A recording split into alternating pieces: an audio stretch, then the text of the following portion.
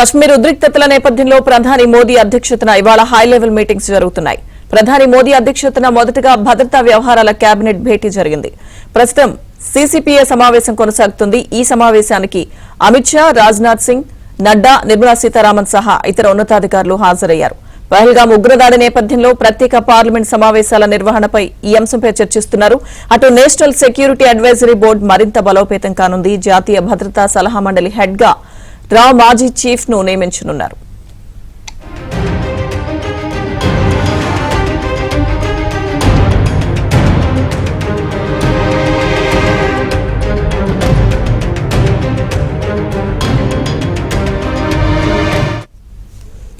పహల్గామ్ దాడి తర్వాత జరుగుతున్న రెండవ భేటీ ఇది. తొలి సమావేశంలో వీసాల రద్దు, సరిహద్దు మూసివేత, సింధు జలాల ఒప్పందం రద్దు చేయాలని నిర్ణయం తీసుకున్నారు. ఇవాల్టి భేటీలో మరిన్ని కఠిన నిర్ణయాలుండే అవకాశం ఉన్నట్లు తెలుస్తోంది.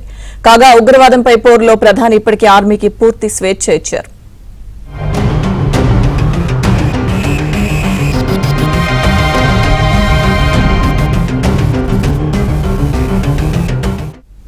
అటు హై లెవెల్ మీటింగ్ లో కీలక నిర్ణయాలు తీసుకున్నారు. ప్రత్యేక పార్లమెంట్ సమావేశాల ఏర్పాటుకు ఓకే చెప్పారు.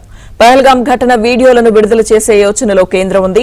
గతంలో పాక్ ఉగ్రవాదులు భారత్ లో పాల్పడిన దాడి ఘటనల వీడియోలను కూడా విడుదల చేయనున్నట్లు తెలుస్తోంది.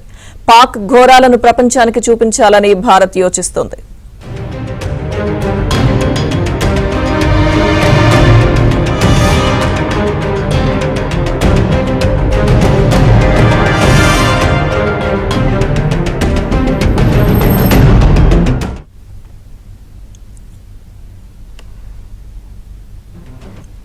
పహల్గామ్ ఉగ్రదాడిపై ఎన్ఐఏ విచారణలో పలు కీలక విషయాలు వెలుగులోకి వస్తున్నాయి. పహల్గామ్ దాడి వెనుక లష్కరే టాప్ కమాండర్ హస్తం ఉన్నట్లు ఎన్ఐఏ గుర్తించింది. పహల్గామ్ ఉగ్రదాడిలో లష్కరే తోయిబా టాప్ కమాండర్ ఫరూక్ అహ్మద్ కీలకంగా వ్యవహరించినట్టు ఎన్ఐఏ గుర్తించింది. పహల్గామ్ దాడి ఉగ్రవాదులకు ఫరూక్ అహ్మద్ శిక్షణ ఇచ్చినట్లుగా ఎన్ఐఏ వివరాలు సేకరించింది. గత 2 ఏళ్లలో కశ్మీర్లో దాడులకు ఫరూక్ అహ్మద్ సాయం చేసినట్లుగా కూడా ఎన్ఐఏ గుర్తించింది. ప్రస్తుతం పాక్ లో స్థిరపడిన ఫరూక్ కశ్మీర్లోని తన నెట్వర్క్ తో సంబంధాలు పెట్టుకునేందుకు సెక్యూర్ కమ్యూనికేషన్ యాప్స్ ను ఉపయోగిస్తున్నట్లుగా సమాచారం.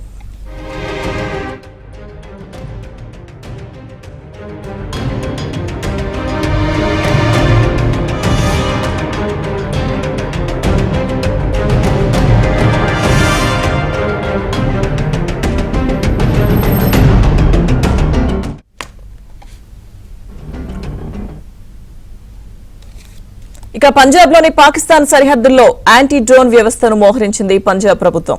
పాకిస్తాన్ నుంచి డ్రోన్ల ద్వారా వచ్చే ఆయుధాలు, మాదక ద్రవ్యాలను పంపే కుట్రను ఈ డ్రోన్లు ఛేదించనున్నాయి.